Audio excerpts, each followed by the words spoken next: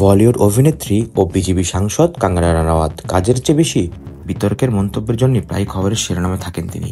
সম্প্রতি ভারতের অভিনেতা ও কেন্দ্রীয় মন্ত্রী সুরেশ গোপীর রাজনীতি ছাড়ার বিষয়টি নিয়ে কথা বলেন তিনি।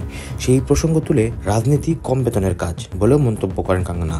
রোববার কেরলে কেন্দ্রীয় পেট্রোলিয়াম ও প্রাকৃতিক গ্যাস এবং পর্যটন প্রতিমন্ত্রী সুরেশ গোপী বলেন, মন্ত্রিত্ব সামলাতে গিয়ে তার রোজগার কমে গেছে, তাই ওই পদে ইস্তফা দিয়ে পুরনো পেশা অভিনয়ে ফিরতে চান। সুরেশ গোপীর বিবৃতি নিয়ে প্রকাশিত একটি সংবাদ শেয়ার করেন কঙ্গনা। সেখানে তিনি লেখেন, রাজনীতি একটি অত্যন্ত পরিশ্রমের পেশা এবং সবচেয়ে কম বেতনের চাকরি।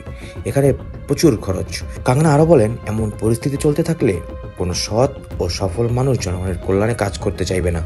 মানুষের উচিত রাজনীতিতে কর্মরত পেশাদের সম্পর্কে নিজেদের ধারণা পরিবর্তন করা। অভিনেত্রীর মতে, আমাদের অফিস বা গুরুত্বপূর্ণ পদে থাকা সত্ত্বেও নিজস্ব পেশায় কাজ করার অনুমতি দেওয়া উচিত। অভিনেত্রী কঙ্গনা রানাওয়াত 2024 সালের লোকসভা নির্বাচনে হিমাচল প্রদেশের মান্ডি আসন থেকে বিজেপি প্রার্থী হিসাবে জয়লাভ করেন। সম্প্রতি অল ইন্ডিয়া রেডিও এর পডকাস্টে নতুন চ্যালেঞ্জগুলো নিয়ে কথা বলেন কঙ্গনা। তিনি স্বীকার করেন, রাজনীতি তাকে ঠিক আনন্দ দিচ্ছে না। কঙ্গনার কথায়, আমি ধীরে ধীরে বিষয়টার সঙ্গে মানিয়ে নিচ্ছি। বলবো না আমি এটা উপভোগ করছি, এটা সম্পূর্ণ ভিন্ন ধরনের কাজ, অনেকটা সমাজসেবার মতো। এটা আমাদের প্রতিদিনের কাজ ছিল। এর আগে আমি কখনোই মানুষের সেবা করার কথা ভাবিনি, এখন সেটা করতে হচ্ছে।